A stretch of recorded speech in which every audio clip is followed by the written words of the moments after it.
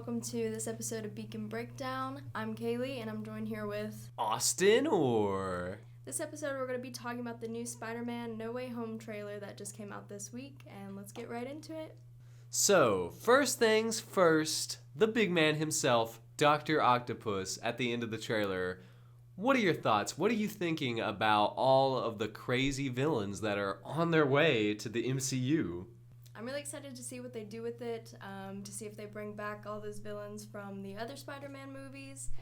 I'm very excited about Doctor Strange being in this movie. I'm a big fan of the Doctor Strange movies, and I'm also excited to see how they do the multiverse stuff, especially with Loki just coming out and being over. What are your thoughts about that?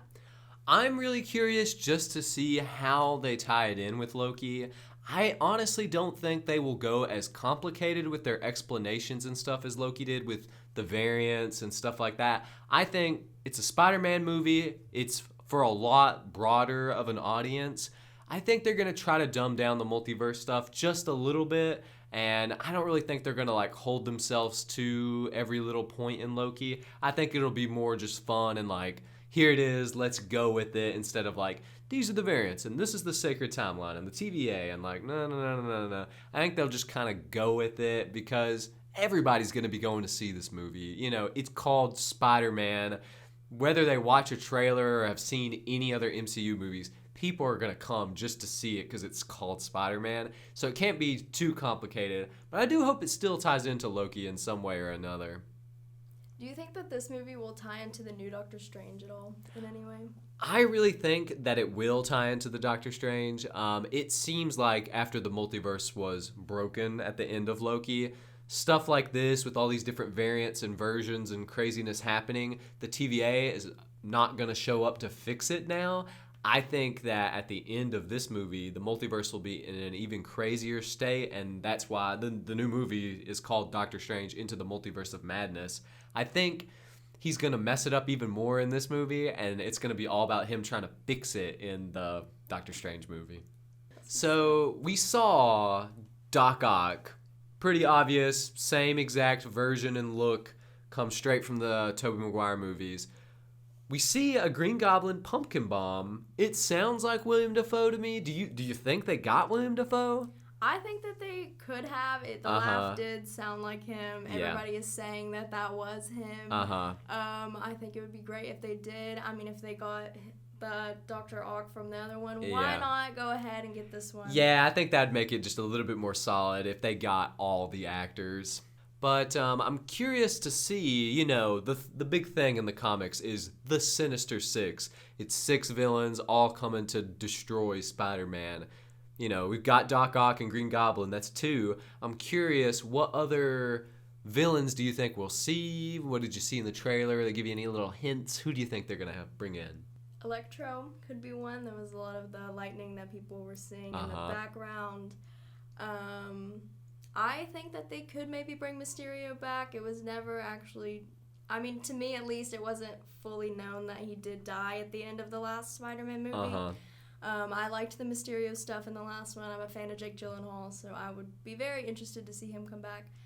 Is there any other villains that you think that they're going to bring? Honestly, my little theory here, if they are going to go full multiverse and bring in the other 2 Spider-Mans, Tobey Maguire and Andrew Garfield, I think it'd be real neat and tidy if they did it 2-2-2. Doc Ock and Green Goblin for Tobey, Electro and probably the Lizard for Andrew, and then Vulture and Mysterio for Tom Holland. I think Green Goblin and Doc Ock, they need no introduction. They threw him in the trailer and literally, nobody has questions. Everybody knows who it is instantly. And same thing with the Goblin. I feel like he's that popular. He's that well-known in pop culture. I think he's good. The 2 MCU ones, Vulture and Mysterio, obviously, if they're watching this Spider-Man movie, they probably at least saw the other 2 Spider-Man movies. So I don't think they even need any introduction. So it's perfect. And I think it'll really come down to the Andrew Garfield ones of them, who they pick, because there's a few in that second Andrew Garfield movie that they could pick from. And, of course, they could pick another Tobey Maguire villain, like Sandman or something like that. or they could just make a completely new person, I guess.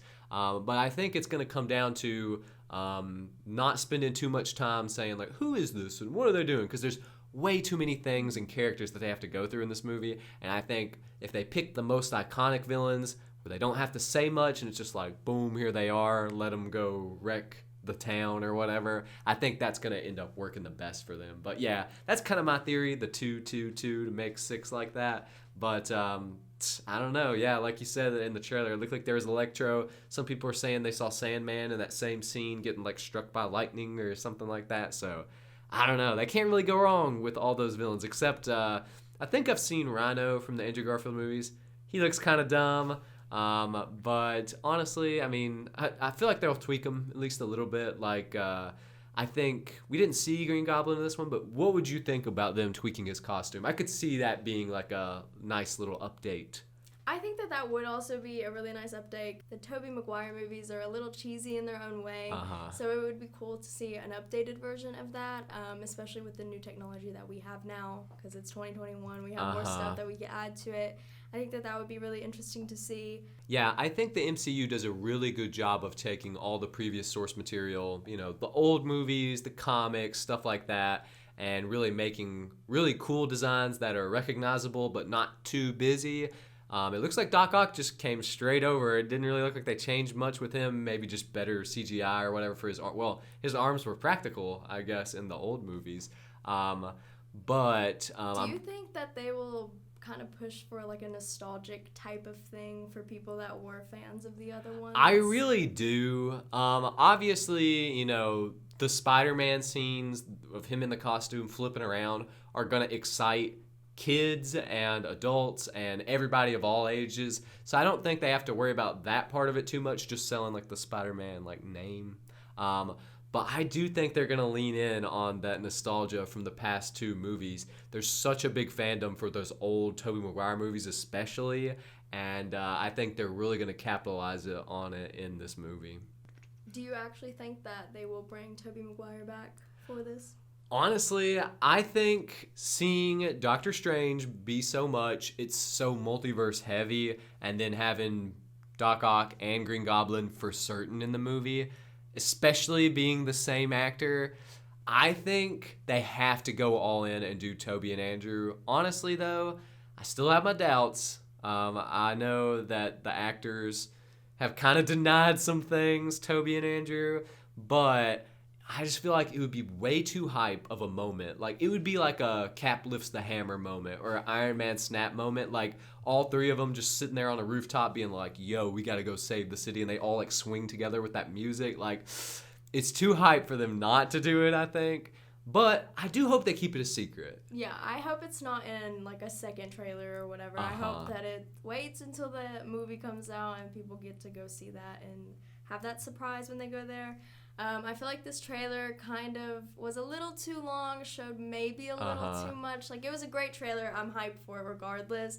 But I think it would have been cool to see, like, the reveal of Dr. Ock just in theaters. I hope they do that with Green Goblin if he is in it. Yeah. So honestly, I don't need any more trailers. Yeah. This is good for me. I know people were, like, raving for a trailer online, so I'm glad we got it. But I especially hope they keep Tobey and Andrew a secret for the theater. And honestly, yeah, I feel like that Doc Ock moment would have been even more hype in the theater. I'm glad we got the trailer, and I think it's a good trailer because it sets up the premise. So we kind of, it's like that one sentence, like Netflix description of the movie. We know what it's going to be about. We're excited for it. But honestly, I don't need to see too much more. I don't want to see too much more, especially Tobey and Andrew. I like having that little bit of doubt in my mind where the actors have denied it and stuff like that. And I think it'd be cool to keep that little bit of fun till the end. Yeah, I agree. Thanks, everybody, for listening and watching with us here on the Beacon Breakdown. Let us know in the comments below, what did you think about the Spider-Man No Way Home trailer? Are you excited? Are you pumped for the villains? Do you think we'll see Tobey and Andrew? Let us know in the comments below, and make sure to check back with the Beacon for all things on the movies, on the Beacon Breakdown, all the trailers and the goodness. You know we'll be here to talk about it. Thanks for watching, everybody. See you later.